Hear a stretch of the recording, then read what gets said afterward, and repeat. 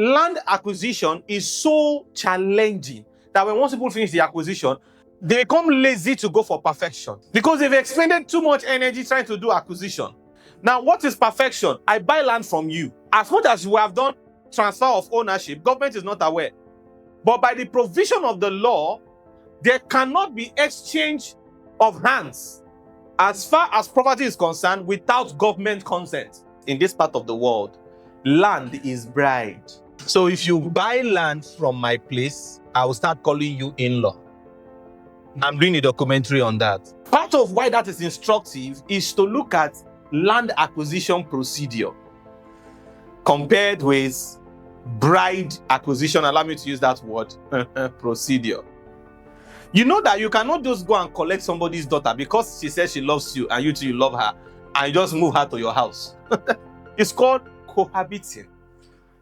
If anything happens to that lady in the process of that cohabiting, the way the law will be looking at you is that you kidnapped somebody, you abducted somebody's daughter. No, but she loves me, she moved in voluntarily. The law does not believe you. If what you're saying is true, then how come her parents are not aware? So her parents in this case is the government. You cannot have that kind of exchange without the consent of the parents. Are you seeing this? In the same way, land cannot exchange hands without government consent. So after people have bought, they have to go for what is called perfection, which means that they go now to one of these government agencies, depending on which one is in charge, whether Enugu State Housing or NGIS or Land Registry, to go and document that there is a new owner of this property now. So the government now updates their records, but there is a financial implication involved. There are government levies to pay to do that. Then you can now go to sleep and say you have completed the process of this land acquisition. There was an incident in Lagos that I featured on my blog. You see that? Lagos property demolition crisis, Oworoshoki, Gaskia, and looming threats to Makoko. Okay? So here I'm telling a story of the fact that in 1 week, 2 locations received the hammer of government demolition. These people are claiming. When you look at the news, you see that after the Oworoshoki demolition, another demolition happened around where you have Gasikia College, somewhere on mainland Lagos. Now, what the government said regarding the Oworoshoki demolition is that people built houses along coastal lines. But those people, did they have building permits? The answer is yes. Did they have clearance from urban planning? The answer is yes. Who issues building permits? Government. Who is urban planning? Government. Who is doing this demolition? Government. Do you see what is happening? So now, it shows you that part of what Governor Peter Mbah is trying to check here is how this whole thing becomes something that is playing out. Somebody issued the permits, even though it is wrong. You know that the place where this person is applying to, in fact, let's even backtrack. The person bought the property.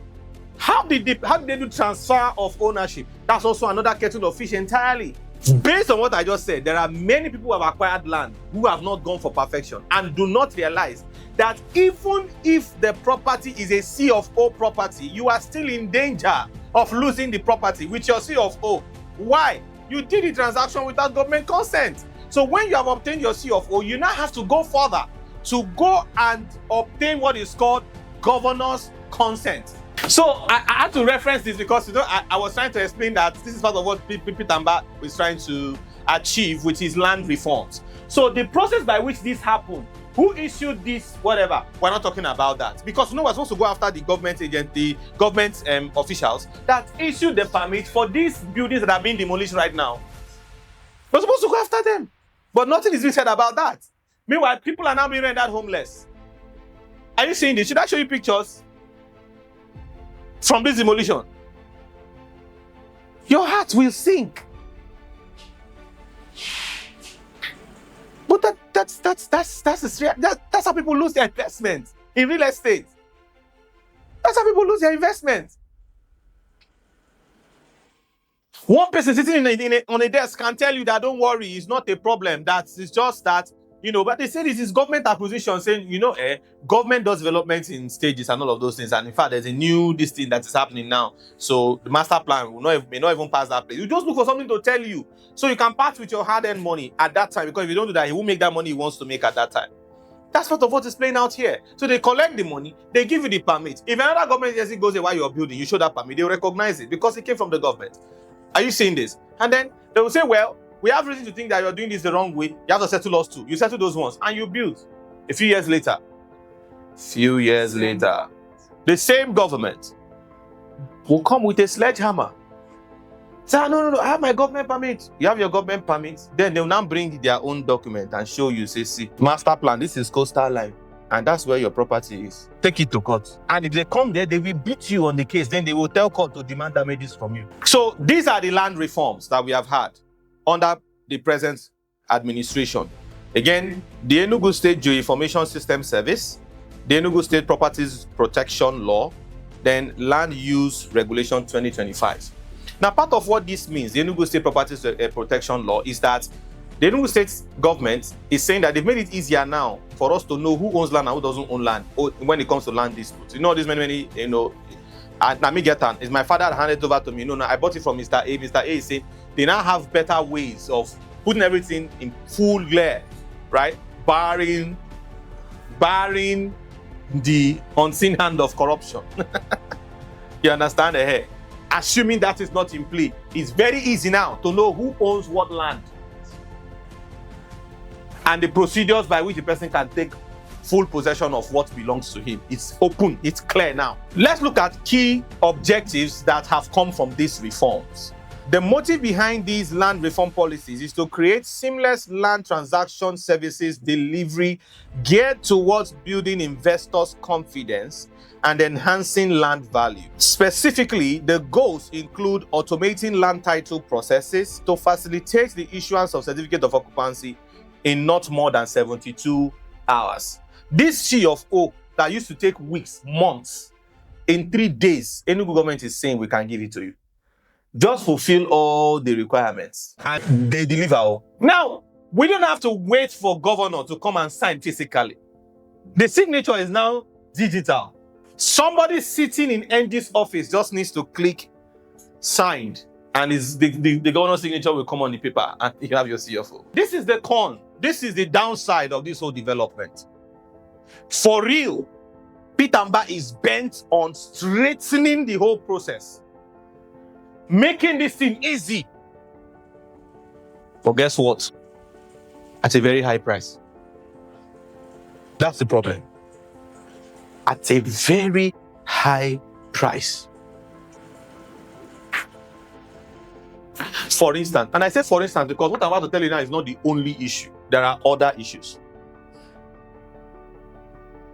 Now that you have NGs, you can do C of O in 2 days or 3 days. Here comes the problem. How much is C of O? I was talking with a military officer where I went to do marketing. And when I was trying to explain this to him, he was shocked. He was shocked. He could not understand it. I said, okay, that's the reality that we live in. This is Igbo land. He looked at me like, why are you people like this? What can I say? In rural areas, newly designated urban, let's assume that Imawa is that your village again? Udi. In Udi, say you get money now. You know how you just sell one property now, that your life don't change. You now say that your papa land, that part where they tell you say, now you understand, this is where you can build. You quickly rush, say, may you go lay foundation. You cannot do that again now. I'll tell you why. You cannot just get up and say you want to go and build here. If you go there now to build, there's an issue. If your government doesn't come, fine, but if they come, I'll tell you what they are going to tell you. You cannot build without title or title in process, in progress. What is title? C of O or government allocation. If government didn't give you that land and they give you an allocation along with it, you cannot build. If you bought it by another means, then you must go and process a C of O, or begin or commence the process of obtaining a C of O before you can build.